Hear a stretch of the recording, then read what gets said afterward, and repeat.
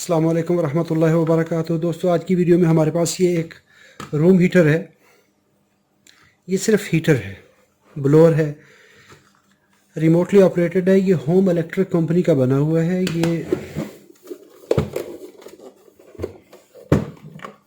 बस just only इसके ऊपर ये स्टिकर लगा हुआ है होम इलेक्ट्रिक का, और ये एक प्यारा सा रिमोट है टिनी सा। तो इसमें प्रॉब्लम ये है कि ऑन हो रहा है।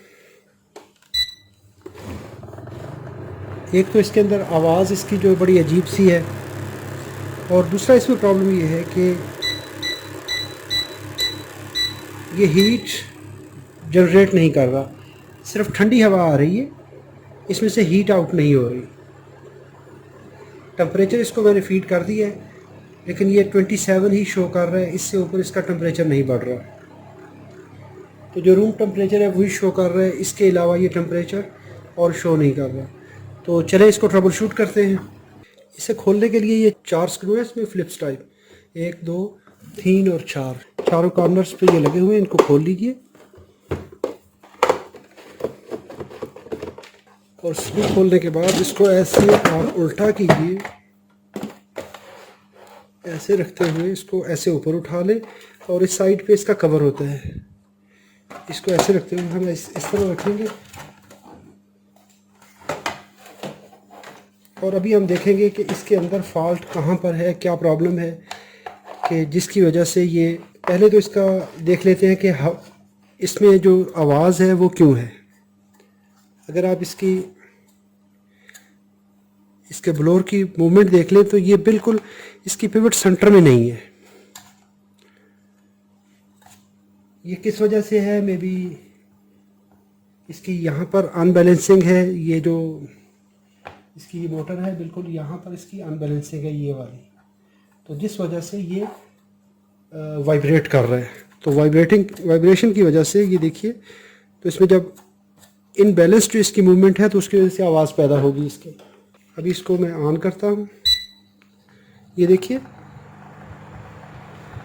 अभी यहाँ पर आपने इंतहाई केयरफुल हो कि अगर आपको पावर इलेक्ट्रॉनिक्स में अच्छा एक्सपीरियंस नहीं है तो कभी भी रिपेयर करने की कोशिश नहीं करनी। अभी इसमें मैं इसका टेम्परेचर बढ़ाता हूँ।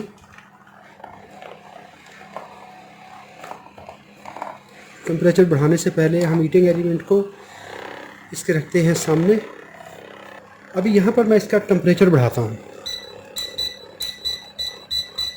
ये मैंने मैक्सिमम टेम्परेचर जो है ये इसका मैंने 37 डिग्री कर दिया, ताकि ये इसकी सारी रिले जो है वो ऑन हो जाए, ताकि ये डबल हीट मोड में चला जाए। डबल हीट यानी इसके जो हीटिंग एलिमेंट हैं वो दोनों ऑपरेट हो जाएं, क्योंकि इसमें 2 मोड हैं, सिंगल स्टेज हीटिंग है और डबल स्टेज हीटिंग है। एसी वोल्टेज पे रखिए, और इस जगह पर इसका थर्मोस्टेट है, ये वाला, ये थर्मोस्टेट है, और ये फ्यूज़ है, थर्मल फ्यूज़ है, प्रोटेक्शन है। इसको हम चेक करते हैं। इसके थर्मोस्टेट के अक्रॉस वोल्टेज चेक कर लें। अगर ये थर्मोस्टेट ओपन होगा, अगर किसी वजह से ये थर्मोस्टेट ओपन होगा तो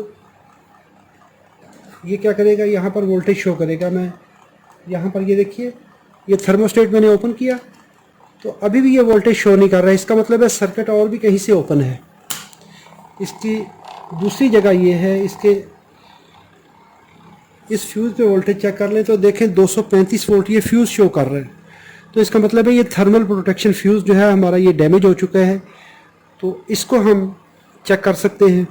ये मैंने इसको ऑफ़ किया, तो आप प्रोटेक्शन फ्यूज़ को, एसी मैंने रिमूव कर दी है, तो कंटिन्यूटी पे रखते हुए इस फ्यूज़ को चेक कर लें।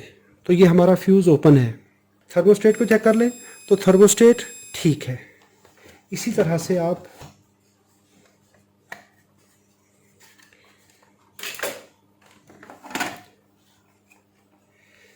यहाँ पर इसके हीटिंग एलिमेंट हैं। हीटिंग एलिमेंट की ये एक तार जो है ये लो वाटेज के लिए है, ये हाई वाटेज के लिए है, और ये है इसकी कॉमन लाइन।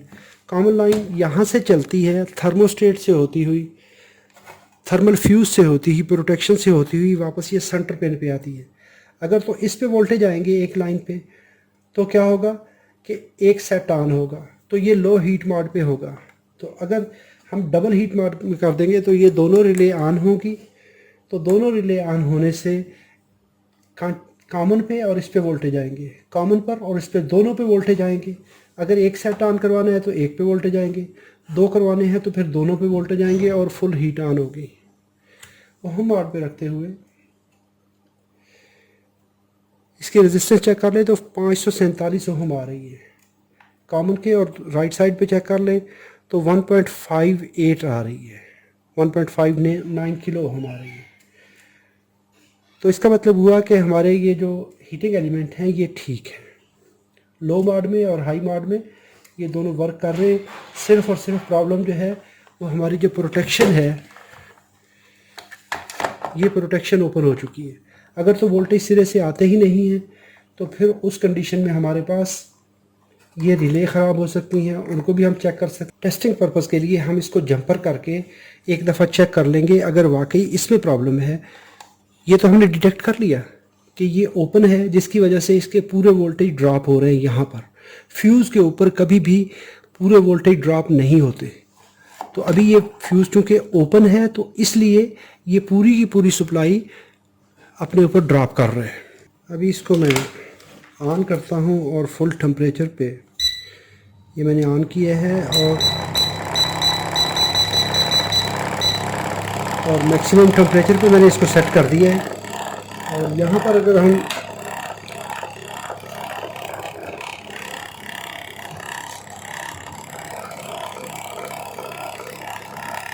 इसका टेम्परेचर चेक करेंगे, ये देखिए 23.4 डिग्री ये टोटल ये टेम्परेचर शो कर रहा है।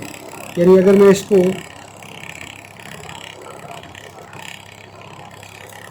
इसकी जो थर्मोकपल है, थर्मोकपल को अगर मैं हीटिंग एलिमेंट के साथ भी लगाता हूँ तो ये कुछ शो नहीं कर रहा।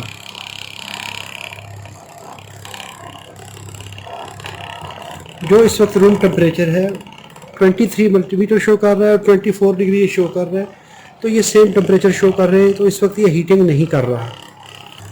तो ये देखिए 23.4 डिग्री 23 डिग्री ये बता रहा है, 23 डिग्री ये बता रहा है, तो इस वक्त ये हीट अप नहीं कर रहा। तो इसको मैंने अगर देखें तो सेट किया हुआ है 37 डिग्री पे मैंने सेट किया हुआ है कि 37 डिग्री सेट करो, तो 37 डिग्री पे ये नहीं चल रहा। अभी मैं इसको ये जंपर कर दूंगा। ये मैंने जंपर किया है, इस फ्यूज़ को हम जंपर करते हैं। फ्यूज़ के ये सिर्फ टेस्ट पर्पज़ के लिए है, इसको आपने एज अ परमानेंट सोल्यूशन नहीं करना, क्योंकि ये सेफ्टी होती है, सेफ्टी को आपने कभी भी बाईपास नहीं करना। तो हमें ये कंफर्म हो जाएगा कि हमारा प्रॉब्लम जो है वो कहाँ पर है। ये मैंने जंपर कर दिया। अभी जंपर करने से ये होगा कि ये प्रोटेक्शन वक्ती तौर पे हम इसको डिसेबल कर रहे हैं ताकि हमें ये कंफर्म हो जाए कि वोल्टेज प्रॉब्लम कहाँ पे है।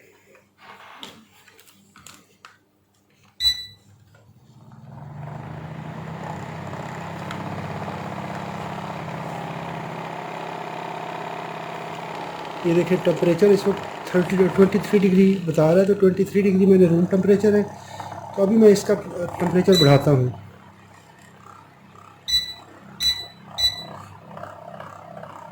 अब ये देखिए ये टेम्परेचर इसका बढ़ना शुरू हो गया। यस,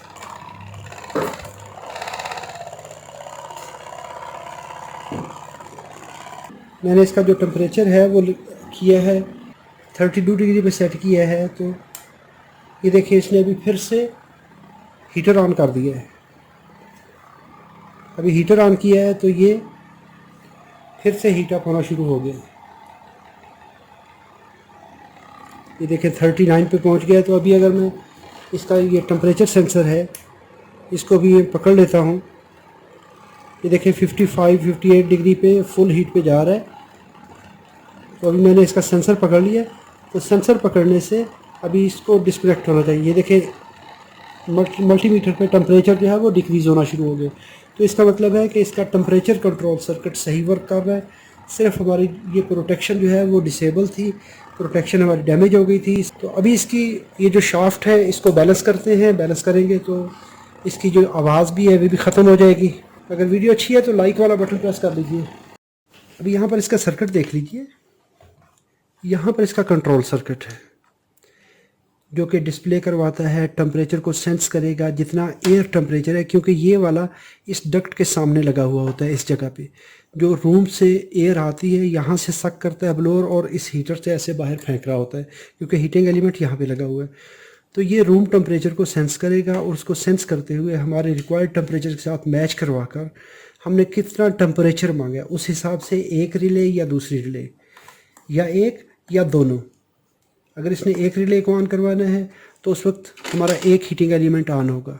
अगर इसने दोनों हीटिंग एलिमेंट ऑन करवाने हैं, हमें ज़्यादा हीट चाहिए, यानी अगर रूम टेम्परेचर आपका 20 डिग्री है या 10 डिग्री है और आपने 30 डिग्री सेट कर दिया, तो उस वक्त इसको ज़्यादा जल्दी जो है आप कहते हैं टर्बो मोड में हीट देना पड़ेगी।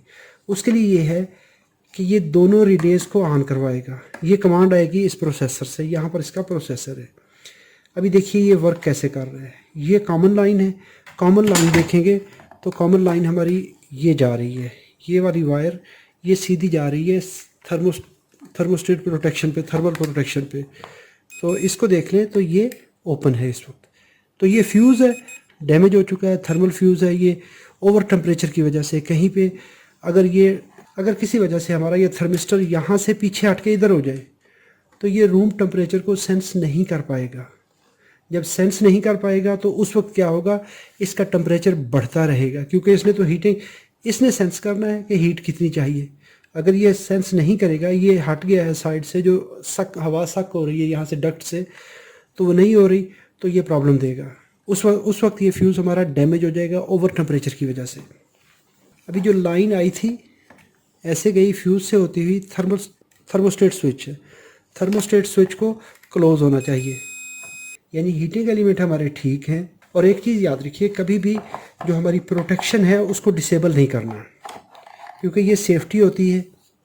अगर इसको आप डिसेबल कर देंगे किसी वजह से भी, तो क्या होगा कि ये इसको प्लास्टिक है, इसको मेल्ट करवा देगा।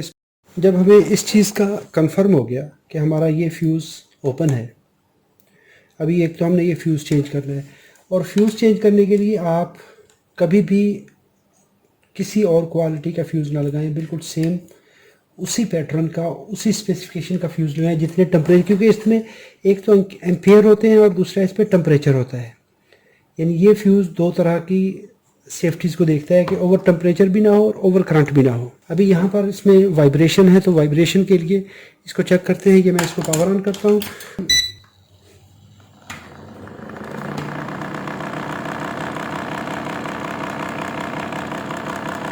तो इस वाइब्रेशन को कंट्रोल करने के लिए हमारे पास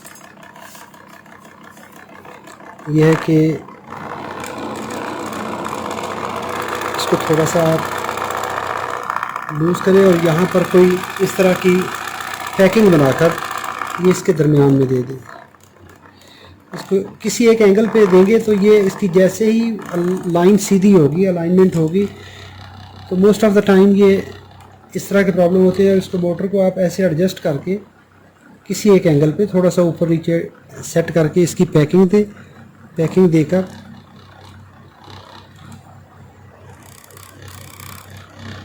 जहाँ पे इसकी सेटिंग हो जाती है वहाँ पर इसको टाइट कर दीजिए।